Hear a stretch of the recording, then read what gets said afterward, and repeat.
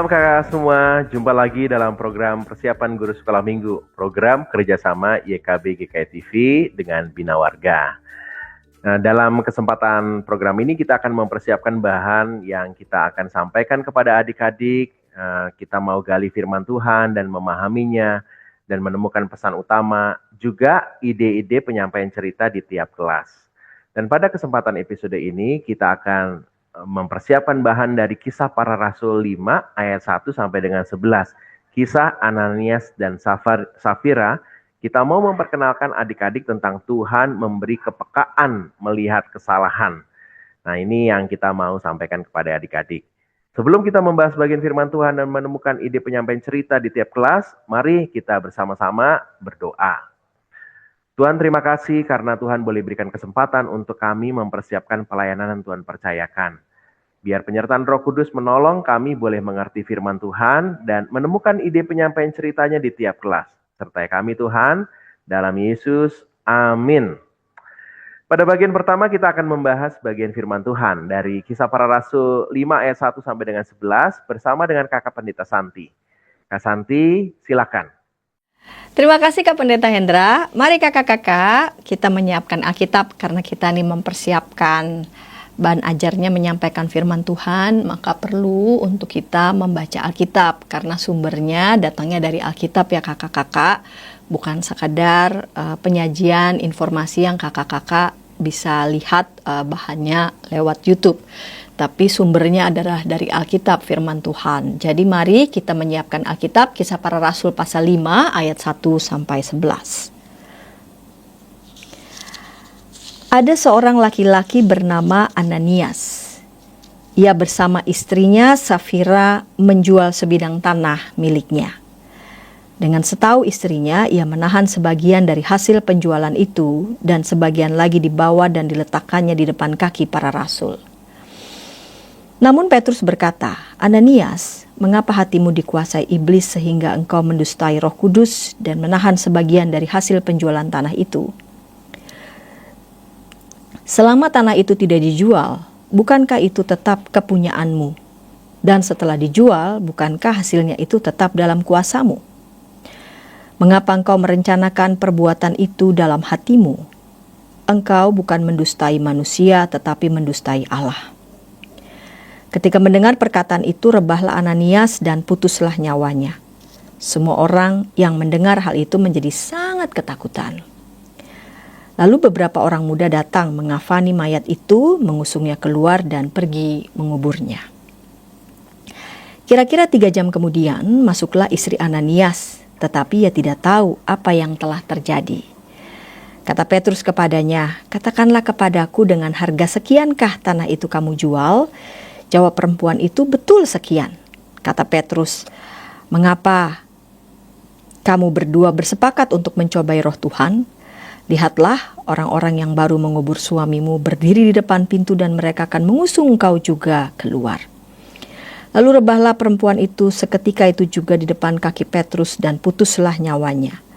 Ketika orang-orang muda itu masuk, mereka mendapati dia sudah meninggal, lalu mereka mengusungnya keluar dan menguburnya di samping suaminya. Seluruh jemaat dan semua orang yang mendengar hal itu menjadi sangat ketakutan. Kakak-kakak, ini ceritanya, kisahnya ini lumayan tragis ya.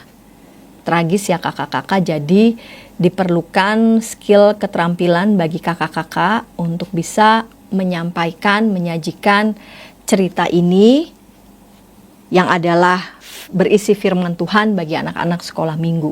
Tuhan memberi kepekaan melihat kesalahan. Ini yang menjadi fokus utama. Nah kakak-kakak, Ananias dan Safira, 2 nama ini muncul dalam kehidupan gereja mula-mula yang penuh kasih. Jadi kalau kakak-kakak lihat Kisah Para Rasul pasal 2, pasca peristiwa Pentakosta, jemaat mula-mula mulai berdiri, mereka dikenal, disukai oleh begitu banyak orang karena mereka hidup dengan kasih. Mereka beribadah dari satu rumah ke rumah yang lain, mereka memecahkan roti, mereka berdoa, mereka mendengarkan firman Tuhan, dan mereka hidup itu saling berbagi. Ya, jika mereka punya hal-hal yang diberkati oleh Tuhan, mereka tidak sungkan untuk berbagi untuk orang lain. Mereka benar-benar sehati dan sejiwa. Tidak ada seorang pun yang berkelebihan banget lalu kemudian ada yang berkekurangan banget. Namun, di tengah persekutuan, komunitas yang hidup dipenuhi oleh Roh Kudus, kita bisa melihat bahwa ada saja hati manusia yang bisa dikuasai oleh motivasi-motivasi yang keliru, motivasi-motivasi yang salah. Nah, di sini kita lihat ya kakak-kakak ya, hati manusia bisa saja juga dikuasai oleh motivasi-motivasi yang salah. Kata kunci pertama yang penting adalah dengan setahu istrinya, yang menunjukkan bahwa kesalahan mereka ini bukan terjadi secara kebetulan, tetapi atas dasar tahu. Jadi sudah berkonspirasi nih.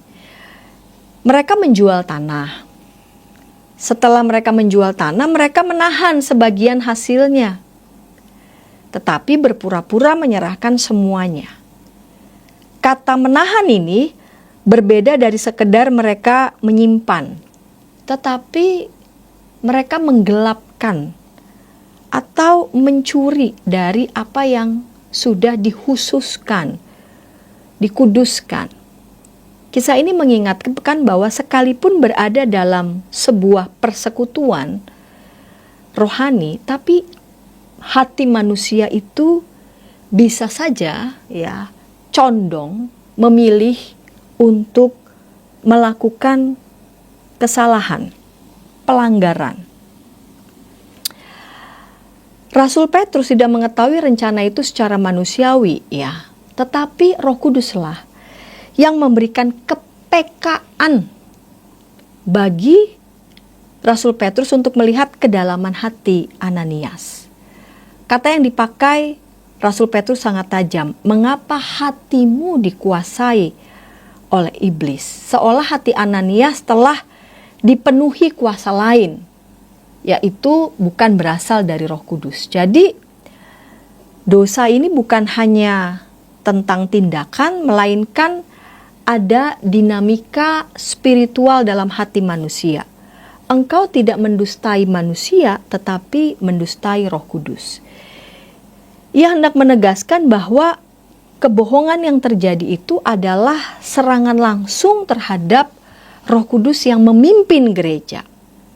Pengungkapan Rasul Petrus bukan hasil kecurigaan investigasi biasa, melainkan berangkat dari kepekaan ilahi. Ya, Rasul Petrus berarti biasa ini ya, melakukan discernment, perenungan, melatih kepekaan ilahi yang Tuhan berikan kepada pemimpin gerejanya. Ananias yang kemudian rebah dan mati ini bukan sekadar hukuman, melainkan tanda bahwa Allah itu menjaga kemurnian gereja. Putuslah nyawanya berarti menghembuskan napas terakhir secara tiba-tiba. Ya, hendak mau mengatakan bahwa Tuhan tidak membiarkan kebohongan, ya, kecurangan itu menghancurkan persekutuan yang pada saat itu baru saja bertumbuh. Nah, peristiwa itu membuat begitu banyak orang menjadi sangat takut. Ya, ketakutan ini bukan rasa sekedar takut ya, tetapi ada rasa hormat yang mendalam pada kekudusan Tuhan. Dari sini kita belajar bahwa kepekaan ya terhadap dosa tidak hanya diberikan kepada pemimpin, tetapi juga ternyata menjadi signal atau tepatnya mungkin warning ya bagi seluruh komunitas persekutuan gereja.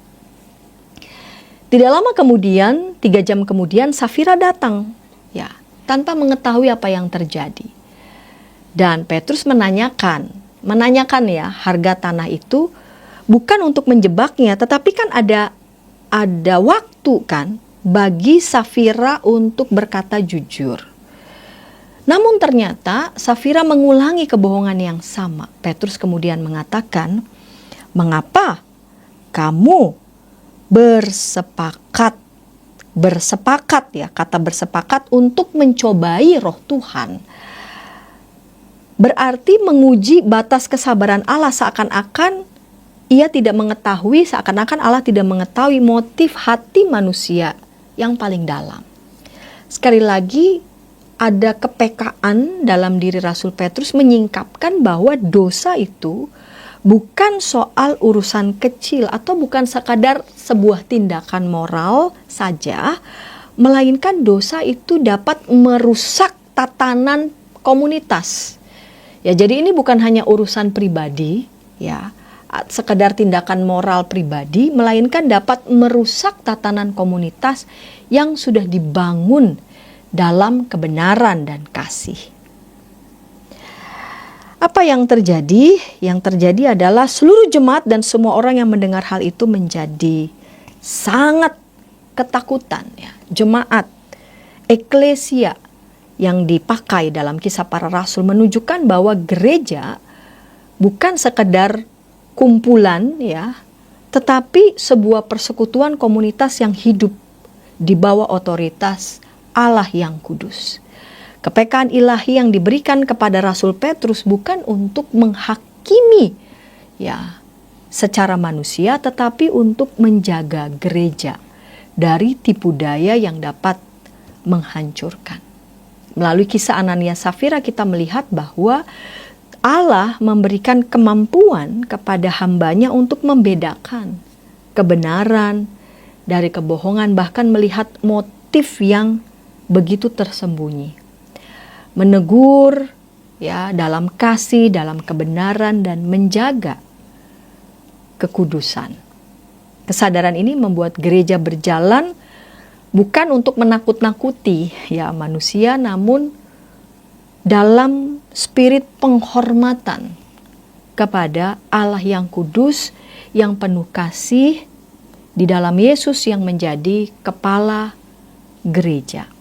Nah, dari sini kita belajar kakak-kakak bahwa Allah mengasihi namun juga sekaligus dia adil dalam tindakannya dan memberikan ruang, sebetulnya kesempatan bagi kita untuk mengakui kesalahan dan bertobat. Walau sayangnya Ananias dan Safira tidak memanfaatkan kesempatan bagi mereka untuk mengakui dan bertobat. Nah, dari sini kita melihat setiap tujuan setiap kelas. Batita balita, anak mengetahui kisah Ananias dan Safira. Anak dapat menceritakan ulang kisah Ananias dan Safira. Dan anak menyadari Tuhan memberi kemampuan pada Rasul Petrus untuk melihat kesalahan yang dilakukan Ananias dan Safira. Dan anak diajak mau menghormati Tuhan yang Maha Tahu dengan berani hidup jujur. Jadi bukan fokusnya pada menakut-nakuti, ya, bukan, tetapi mengajak anak untuk menghormati Allah yang sungguh Maha Tahu, ya, menghormati Allah dengan berani hidup jujur, berani untuk mengakui kesalahan dan juga membarui diri, dan menghormati, ya, kehidupan persekutuan gereja yang dibangun dalam kekudusan, dalam kasih. Demikian Kak Pendeta Hendra. Terima kasih Kak Santi sudah menolong kita untuk menangkap pesan utama dari Kisah Rasul 5 ayat yang pertama sampai dengan 11.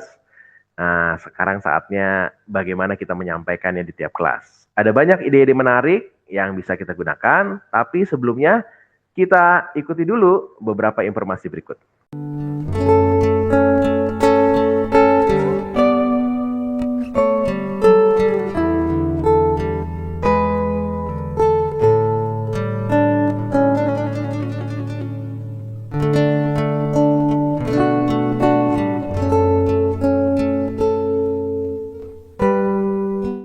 Masih dalam program persiapan guru sekolah minggu, kita sedang membahas kisah Ananias dan Safira. Kita mau memperkenalkan Tuhan yang memberi kepekaan melihat kesalahan.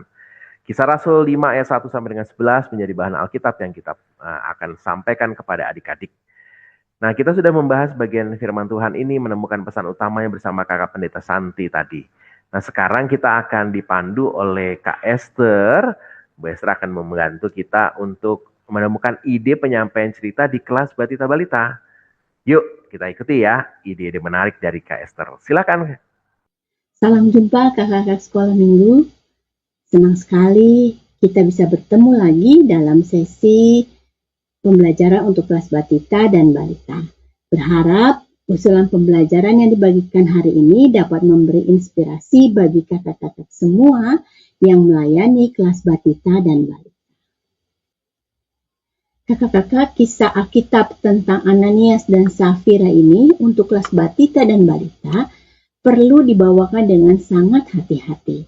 Ada beberapa kalimat atau kata yang perlu dihindari, seperti misalnya sebagai berikut, kematian, atau perlu juga dihindari hukuman yang menakutkan.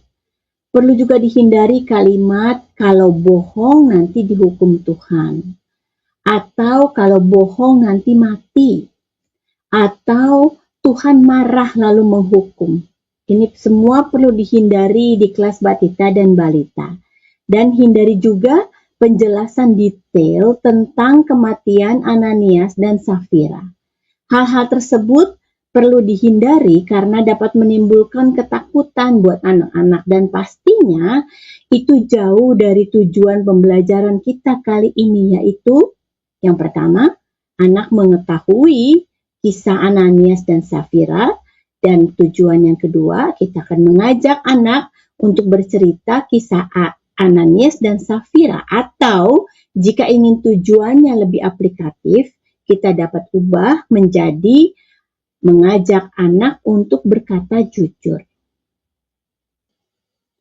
Di dalam cerita hukuman Tuhan, kita ganti dengan Tuhan tidak senang. Bahan-bahan yang perlu kakak siapkan sebelum bercerita sebagai alat peraga cerita, yaitu yang pertama, kakak dapat menyiapkan 2 kantung uang atau 2 kantong plastik yang menceritakan ini berisi uang, atau uangnya sendiri, atau uang koin, atau juga uang logam, atau bisa juga kakak menyiapkan uang monopoli, tergantung ketersediaan yang kakak miliki. Kemudian bahan yang perlu disiapkan juga yaitu beberapa permen yang cukup untuk anak-anak di kelas Batita dan Balita. Seorang bisa dapat 2, bisa dapat 3, atau dapat 4.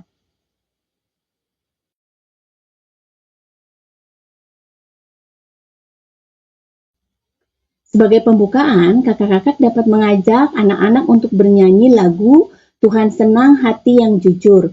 Untuk lagu dan PPT-nya, ini kakak-kakak dapat mengaksesnya pada link di deskripsi.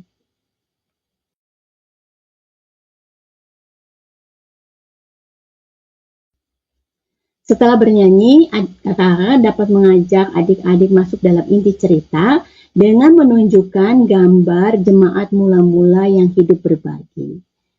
Bisa ditanyakan kepada adik-adik bagaimana wajah mereka, apakah senang atau sedih. Dapat juga ditanyakan apa yang mereka lakukan. Dijelaskan kepada adik-adik bahwa di gereja mula-mula, orang-orang saling berbagi. Mereka senang membantu teman-temannya. Ada suami istri bernama Ananias dan Safira, mereka menjual tanahnya. Ananias dan Safira ini mendapatkan uang yang sangat banyak. Nah, karena sangat banyak membuat Ananias dan Safira ragu-ragu nih untuk memberikan semuanya. Ananias dan Safira menyimpan sebagian uangnya dan sebagian lagi diberikan kepada Petrus. Nah, di sini kakak-kakak dapat menunjukkan uang yang telah disiapkan tadi, lalu sebagian uang ditaruh di belakang kakak-kakak dan yang ditunjukkan hanya sebagian. Petrus mengetahui kalau Ananias hanya memberikan sebagian. Petrus menegur Ananias. Ananias, mengapa hatimu tidak jujur? Tuhan tidak senang loh. Bertanya juga kepada istrinya Ananias, yaitu Safira. Dan Safira pun menunjukkan hanya sebagian. Kakak-kakak dapat kembali menunjukkan uang yang telah disiapkan dan sebagiannya disembunyikan di belakang kakak-kakak. Tentu Tuhan tidak senang. Adik-adik, Tuhan tahu hati kita. Tuhan sayang kepada kita, jadi kita tidak perlu takut untuk berkata jujur. Tuhan senang hati yang jujur.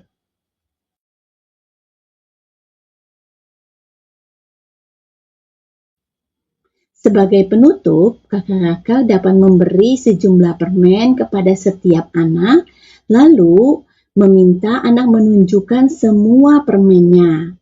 Pujilah masing-masing anak bahwa mereka telah berkata jujur. Akhiri cerita dengan kembali bernyanyi lagu Tuhan Senang Hati yang Jujur.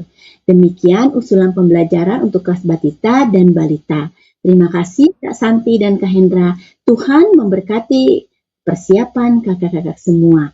Dah. Terima kasih Bu Esther sudah menolong kita untuk menangkap ide-ide menarik di kelas Batita Balita. Kita akan beranjak ke kelas besar dan juga kelas kecil. Tapi sebelumnya kita ikuti dulu beberapa informasi berikut. Dari gungkungan malam gelap. Nyanyikanlah nyanyian baru setiap hari Rabu pukul 12 waktu Indonesia Barat. Dapat Anda nikmati di channel Lagu Rohani YKB TV. Masih dalam program persiapan guru sekolah minggu, kita sedang membahas kisah Ananias dan Safira. Kita mau memperkenalkan Tuhan memberi kepekaan melihat kesalahan. Nah, kisah ini diambil dari Kisah Rasul 5 ayat 1 sampai dengan 11. Kita sudah membahas ide penyampaian cerita di kelas Batita Balita dan sekarang kelas kecil 1 sampai dengan 3 SD. Adakah Pendeta Agus Gunawan? Ini pasti banyak banget nih ya, ide-ide menarik juga nih. Kak Agus, silakan. Shalom kakak-kakak GSM dimanapun Anda berada, dan hari ini saya akan mencoba untuk memberikan ide dalam persiapan sekolah minggu untuk cerita tentang kisah Ananias dan Safira. Saya akan share, saya sudah membuat PPT yang bisa kita pakai. Nah, kakak-kakak, ini temanya adalah Tuhan memberi kepekaan melihat kesalahan, dan ini kita belajar dari kisah Ananias dan Safira dalam Kisah Para Rasul 5 ayat 1 sampai 11. Nah, idenya adalah kakak-kakak, kita akan mulai dengan sebuah cerita. Ini untuk anak kelas kecil tentang seorang anak. Kakak bisa kasih nama tentang anak ini siapa, Jojo, Jody, Budi, atau siapa. Misalnya beri nama Jody misalnya ya. Ada Jody sedang asik main bola di dalam rumah, main bolanya. Boleh nggak sih main bola dalam rumah? Kita bisa tanya ke anak-anak gitu ya. Tidak boleh, kenapa? Karena kita berbahaya, ada banyak barang dan sebagainya. Nah, tiba-tiba ketika main bola, si Jody ini tanpa sengaja menendang terlalu keras dan akhirnya pecah kaca di rumahnya. Nah, tentu ini membuat Jody takut gitu ya. Sebab ayahnya pernah berkata bahwa Jody nggak boleh main bola di dalam rumah. Dan Jody tidak mendengar apa yang dikatakan ayahnya. Maka dampaknya adalah kaca rumahnya pecah gitu ya. Nah, di tengah ketakutannya itu, Jody berpikir, saya ide, gimana kalau ayah pulang, saya bohong, bilang kalau tadi ada seekor kucing masuk rumah, lompat sampai memecahkan kaca. Nah, di sini kakak bisa tanya dulu ke anak-anak, setuju nggak kalau berbohong? Lalu anak-anak mungkin ada yang setuju, ada yang enggak. Kita tanya dulu alasan kenapa setuju atau enggaknya.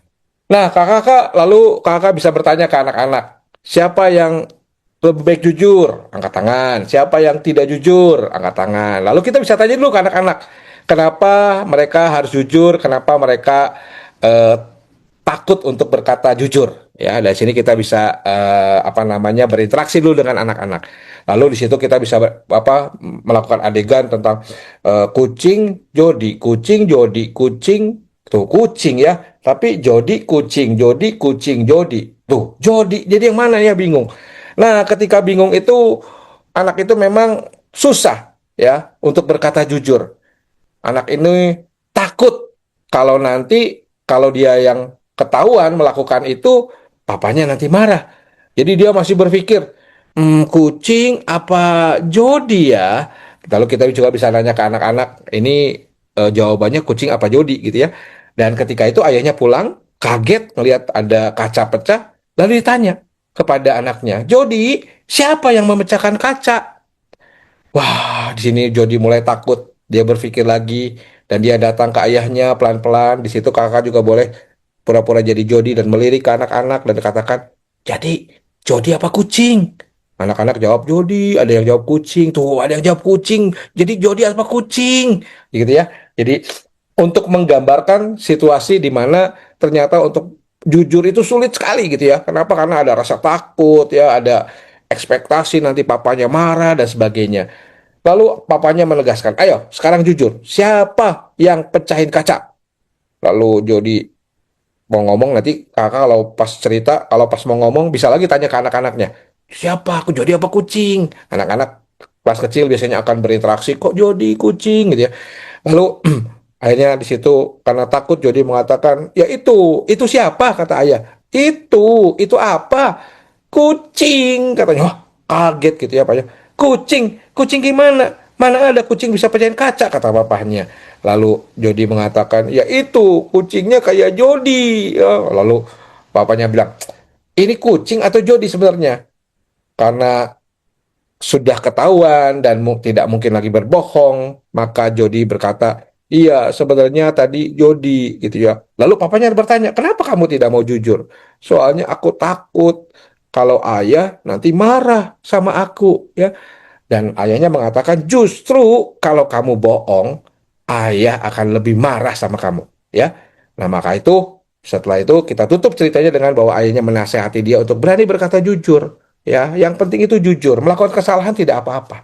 Ya, tapi kejujuran itu adalah karakter yang Tuhan mau, kata ayahnya. Nah, dari situ lalu kakak-kakak mengajak anak-anak untuk eh, menelusuri pembacaan firman Tuhan dari Kisah Para Rasul 5 ayat 1 sampai 11. Ini kisah tentang Ananias dan Safira. Di Alkitab juga ada, ya, tentang harga sebuah kejujuran. Nah, di situ diceritakan ada sepasang suami istri, Ananias dan Safira, yang menjual sebidang tanah miliknya. Tapi setelah mereka menjual itu, mereka punya rencana nih, menahan sebagian dari hasil penjualannya untuk mereka simpan, dan sebagian lagi mereka akan persembahkan kepada rasul. Nah, tapi dengan sepengetahuan istrinya, Ananias mau berbohong bahwa yang diberikan adalah seluruhnya, bukan sebagian. Nah, maka dia datang kepada Petrus dan dia mengatakan ini persembahan dari hasil menjual tanahnya. Lah, lalu di situ Petrus mengatakan yang benar, ini semuanya atau sebagian. Dan Ananias meyakinkan bahwa itu adalah seluruhnya. Di situ kebohongan terbongkar. Kenapa? Karena Roh Kudus memberikan kepekaan kepada Petrus bahwa Ananias sebenarnya berbohong. Dan dia mengatakan, mengapa hatimu dikuasai iblis? Ya, kalau hati kita dikuasai iblis, maka kita tidak akan melakukan hal yang benar. Ya, seperti Ananias yang menahan hasil dari persembahan, dari hasil penjualan tanahnya, dan berbohong kepada Petrus. Dan Petrus juga mengatakan, kalau dikuasai iblis berbohong, maka kamu juga mendustai Roh Kudus. Ya, Ananias berpikir tidak ada yang melihat, tidak ada yang tahu. Tapi Tuhan tahu, dan Tuhan memberikan kepekaan melalui kuasa Roh Kudus kepada Petrus untuk membongkar kebohongan dari Ananias. Dari firman itu kita melihat konsekuensinya seketika ya. Ananias kemudian mati di hadapan Petrus dan semua orang melihatnya. Ini mau menunjukkan bahwa Allah tidak suka dengan yang namanya dosa. Apalagi hari itu adalah dosanya tentang kebohongan. Nah, setelah dikuburkan, saudara, 3 jam kemudian, istrinya, Safira, datang menjumpai Petrus. Di situ Petrus nanya lagi, terakhir kalinya untuk Ananias berkata jujur. Katakan kepadaku, dengan harga sekiankah tanah itu kamu jual? Ini kesempatan untuk Safira berkata jujur. Tapi ternyata Safira juga berkata yang tidak jujur seperti suaminya. Dia mengatakan benar dengan harga sekian. Dan akhirnya karena mereka sepakat untuk tidak jujur bahwa mereka mempersembahkan seluruhnya padahal sebagiannya, maka akhirnya Safira juga meninggal di depan kaki Petrus. Peristiwa ini membuat semua jemaat yang melihat mendengarnya menjadi sangat takut dan gentar. Nah, anak-anak, dari kisah ini kita belajar, kita menyadari bahwa Tuhan dengan kuasa Roh Kudus selalu akan mengingatkan kita semua untuk berkata jujur dan berbuat baik. Dari cerita ini, saudara, kita bisa mengatakan kepada anak-anak bahwa Tuhan tidak suka dengan sikap hidup yang tidak benar, dengan tidak jujur. Maka itu anak-anak hari itu kita ajak untuk menghormati Tuhan yang selalu melihat perbuatan mereka.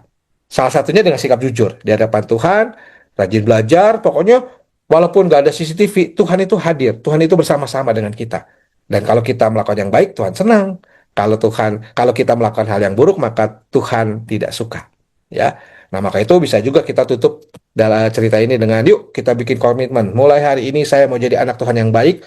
Lalu mereka boleh tanda tangan semua di kertas itu atau pakai cap jari di situ ya, supaya mereka mengatakan hari ini saya mau berkata jujur, rajin belajar, rajin beribadah, dan mau menghormati orang tua. Apapun komitmennya ada di kertas yang besar, dan anak-anak diminta untuk semua maju, ambil cap jempol atau tanda tangan atau apapun juga di situ sebagai tanda mereka mau komitmen untuk menjadi anak Tuhan. Nah, itu kakak-kakak kisah yang bisa dipakai, dan PPT-nya juga bisa dipakai.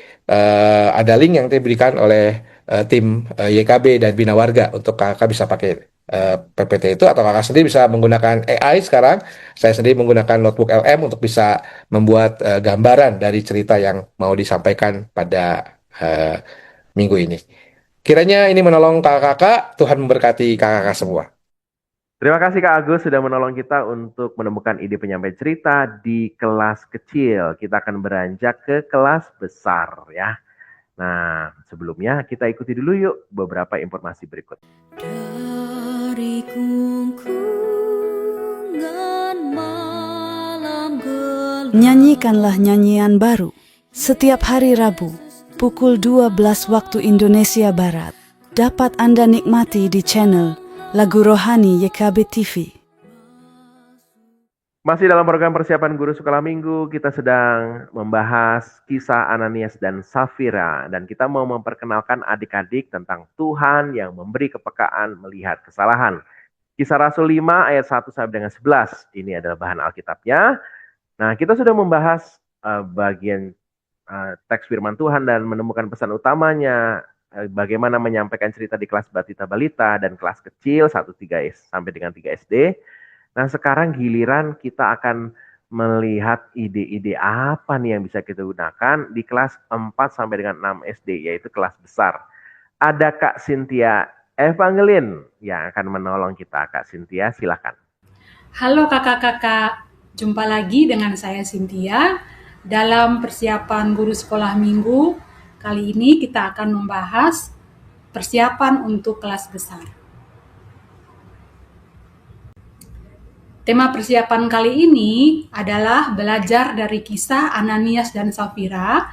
Tuhan memberi kepekaan melihat kesalahan. Bahan bacaannya terambil dari Kisah Para Rasul 5 ayat 1-11. Seperti biasa kakak-kakak, kita mempunyai 2 tujuan pembelajaran. Yang pertama, anak menyadari Tuhan memberi kemampuan kepada Petrus untuk melihat kesalahan yang dilakukan Ananias dan Safira. Yang kedua, anak mau menghormati Tuhan yang Maha Tahu dengan berani hidup jujur. Baiklah, kita akan memulai dengan kegiatan apersepsi sebagai kegiatan pendahulu. Untuk kali ini saya membagikan ide kegiatan apersepsi dengan tema filter kehidupan. Bagian ini sebenarnya ingin menjelaskan kepada anak-anak tentang fenomena yang ada di kehidupan mereka sehari-hari, bahwa pada masa-masa sekarang ini banyak orang yang lebih suka terlihat menarik atau terlihat keren secara visual dari luar, walaupun sebenarnya kenyataannya tidak seperti itu.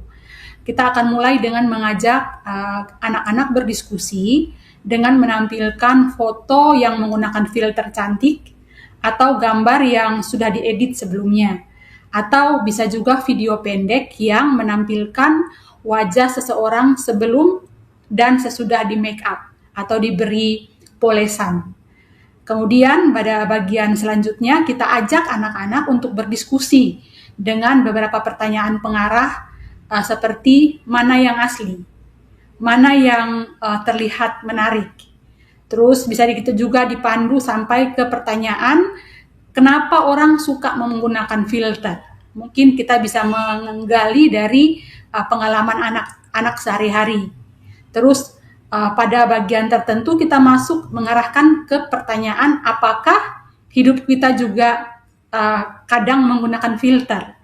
Lalu mungkin bisa masuk ke contoh kehidupan sehari-hari. Contoh kehidupan sehari-harinya misalnya terlihat baik di gereja, tapi kasar di rumah. Atau bisa juga bilangnya sudah berdoa, padahal belum. Atau bisa juga postingan-postingan di sosial media yang menunjukkan seolah-olah kita anak yang rajin, padahal sebenarnya malas. Kemudian kadang-kadang contoh yang lain kita lebih cenderung bersikap pura-pura baik supaya dipuji. Nah, kemudian menghubungkan cerita hari ini ya, cerita kali ini yaitu dengan tema Ananias dan Safira.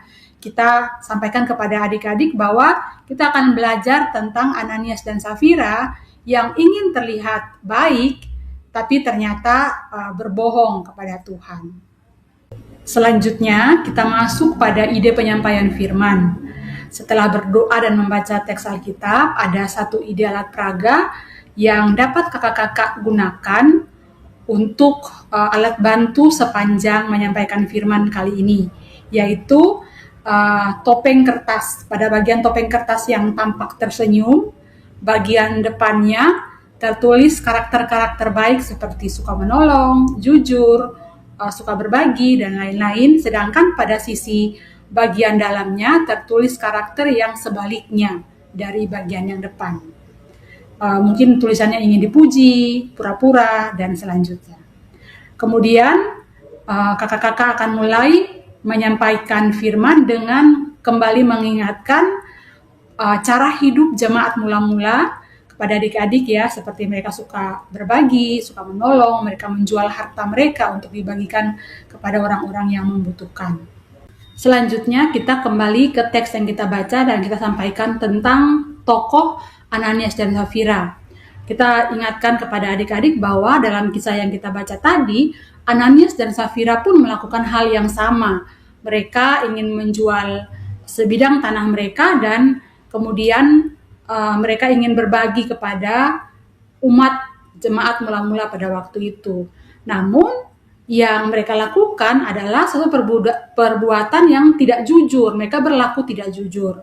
Mereka menjual sebidang tanah, kemudian menahan sebagian hasilnya, tetapi kemudian mereka ketika membawanya ke hadapan jemaat, mereka mengatakan bahwa itu adalah semua yang hasil dari penjualan mereka. Dan dari bagian ini kita tekankan kepada adik-adik bahwa tokoh Ananias dan Safira ini mereka mementingkan apa yang terlihat di luar ya, daripada kejujuran di hadapan Tuhan. Kemudian pada kisah ini juga tertulis bahwa Tuhan memberi Petrus kepekaan untuk melihat dosa yang tersembunyi. Tentunya Petrus tidak asal memberikan tuduhan, tetapi kita percaya bahwa Roh Kudus mengingatkan Petrus atau memberikan kepekaan kepada Petrus untuk melihat dosa yang tersembunyi. Dan ini juga mengingatkan kepada kita pada zaman sekarang bahwa ketika ada yang tidak benar, hal yang tidak benar yang kita lakukan, ada Roh Kudus yang mengingatkan kita. Nah, pada bagian ini sebagian orang tentu akan terkecoh oleh penampilan luar dari Ananias dan Safira ya, yang mengatakan dengan kesungguhan bahwa mereka telah memberikan semuanya.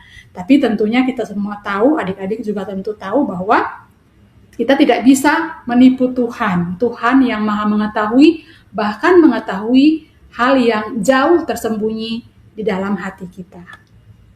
Selanjutnya ketika Safira yang kemudian menyusul datang, dan ketika dia juga mendapatkan pertanyaan yang sama, konfirmasi dari Petrus, ternyata Safira pun ikut dalam kebohongan yang sudah mereka rekayasa sebelumnya. Sehingga tentunya setelah mengatakan hal yang sama, Safira pun mendapatkan akibat dari perbuatan mereka, yaitu Ananias dan Safira kemudian mati, meninggal pada hari itu juga.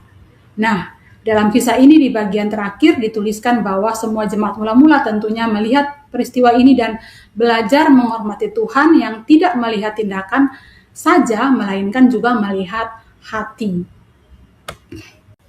Kemudian kita masuk kepada kesimpulan firman. Karena ini anak-anak di kelas besar, kita sudah bisa ajak diskusi, maka kesimpulan firman kali ini kita mulai dengan berdiskusi dengan pertanyaan-pertanyaan pengarah yang seperti kenapa orang suka pura-pura baik. Kita bisa menggali dari pengalaman adik-adik ya, kira-kira pandangan mereka kenapa sih orang-orang suka berpura-pura baik atau mereka suka berpura-pura baik. Kemudian kita juga bisa tahu ya, pertanyaan lebih lanjut, mana yang susah untuk mereka lakukan. Jujur, bersikap jujur, atau terlihat keren, terlihat hebat di mata orang-orang. Kemudian ada juga pertanyaan yang selanjutnya yang lebih dalam. Kita mau tanyakan kepada mereka dalam kehidupan mereka sehari-hari, mungkin di sekolah, apabila semua teman mereka berbohong, apakah mereka punya keberanian untuk tetap berkata jujur? Ini sebenarnya ingin menekankan kepada adik-adik agar mereka punya pemahaman yang benar dan juga tentunya keberanian, sehingga mereka mampu bersikap beda, tampil beda, walaupun orang-orang di sekitar mereka mayoritas memilih hal yang salah, mereka dapat menunjukkan kualitas iman mereka dengan tetap hidup sesuai dengan yang Tuhan mau, yaitu bersikap jujur. Dalam kesimpulan firman ini juga kita tegaskan poin-poin pembelajaran, yaitu yang pertama, Tuhan Maha mengetahui apa yang tersembunyi. Jadi sebenarnya tidak ada yang benar-benar tersembunyi di hadapan Tuhan, karena Tuhan mampu melihat semuanya. Tuhan Maha mengetahui. Kemudian bagian yang kedua adalah Roh Kudus itu memberikan kepekaan ketika ada yang salah, ya, ada sesuatu yang tidak benar, yang tidak sesuai dengan firman Tuhan, maka Roh Kudus akan mengingatkan kita ya untuk sadar atau memiliki kepekaan, oh ini hal yang salah, ini bukan hal yang Tuhan inginkan untuk kita lakukan. Kemudian kita juga tegaskan kepada adik-adik bahwa kejujuran itu jauh lebih penting daripada yang terlihat keren di luar gitu. Tuhan lebih senang dengan orang yang jujur ya. Tuhan tidak mencari orang yang sempurna, tetapi orang yang mau taat hidup menurut apa yang Tuhan inginkan. Kemudian bagian yang keempat, menghormati Tuhan itu berarti kita hidup sama ya, yang di depan orang maupun yang di belakang orang. Tentunya kita tidak ingin adik-adik hidup seperti bersikap seperti Ananias dan Safira ya. Kita ingin mereka adalah orang-orang yang punya integritas, yang hidup bersikap jujur, bersikap baik, bersikap sesuai dengan kehendak Tuhan walaupun tidak ada yang melihat. Kemudian bagian penutup yang untuk menguatkan pesan firman hari ini masih berhubungan dengan topeng, masih berhubungan dengan alat peraga yang tadi dipakai oleh guru sekolah minggu, yaitu tentang melepas topeng kehidupan. Jadi pada bagian aktivitas ini, guru sekolah minggu menyiapkan template topeng dari kertas, topeng kertas. Kemudian kita minta anak-anak sekolah minggu untuk menuliskan pada bagian depan tampilan yang dilihat orang pada bagian depan topeng yang mereka hias ya. Kemudian ada juga yang mereka tuliskan tampilan pada bagian yang bagian dalam topeng ya, yang tidak dilihat oleh orang ya. hal yang sebenarnya ada di hati mereka. Nah, bagian ini tentunya kita berharap anak-anak memahami bahwa pesan firman Tuhan hari ini adalah mereka mampu menampilkan hal yang baik yang terlihat di depan dan juga tentunya ada di belakang, di balik topeng tersebut. Nah, setelah anak-anak menghias topengnya, menuliskan apa yang mereka ingin tuliskan, kemudian bisa dia tutup dengan diskusi bersama ya. Misalnya kalau ada yang masih belum sesuai tulisan di depan topeng dan di bagian dalam topeng, kita bisa kembali mengingatkan bahwa adik-adik diharapkan atau dapat bersikap seperti yang Tuhan inginkan, yaitu yang di depan dan di dalam hati itu sama-sama hal yang baik. Pada bagian akhir tak lupa ada ayat emas dari Mazmur 145 ayat 17. Tuhan itu adil dalam segala jalannya dan penuh kasih setia dalam segala perbuatannya. Demikianlah ide penyampaian firman untuk kelas besar kali ini. Selamat bersiap-siap, kiranya Tuhan Yesus memberkati persiapan kakak-kakak dan menjadi berkat bagi anak-anak. Terima kasih kakak-kakak, sampai ketemu lagi, Tuhan Yesus memberkati. Terima kasih Kak Cynthia Evangeline sudah menolong kita untuk menemukan ide di kelas besar. Wah, sudah semua deh ya. Bahan Alkitab sudah, nah cerita di kelas batita balita, juga kelas kecil karena besar. Silakan kakak kelola semua ide-ide ini sesuaikan dengan konteks kakak-kakak masing-masing. Dan yang terpenting, kakak sendiri mengenal Tuhan yang memberi kepekaan melihat kesalahan, dan akhirnya adik-adik mengenal pengenalan yang serupa tentang Tuhan. Yuk kita tutup dalam doa ya. Kami sungguh bersyukur karena Tuhan boleh memberikan kesempatan untuk kami mempersiapkan pelayanan kami. Sempurnakan setiap hal, terutama kakak-kakak yang akan melayani pada waktunya nanti. Diberkatilah mereka, kami bersyukur. Dalam Yesus, amin. Sampai ketemu lagi minggu depan. Tuhan Yesus berkati.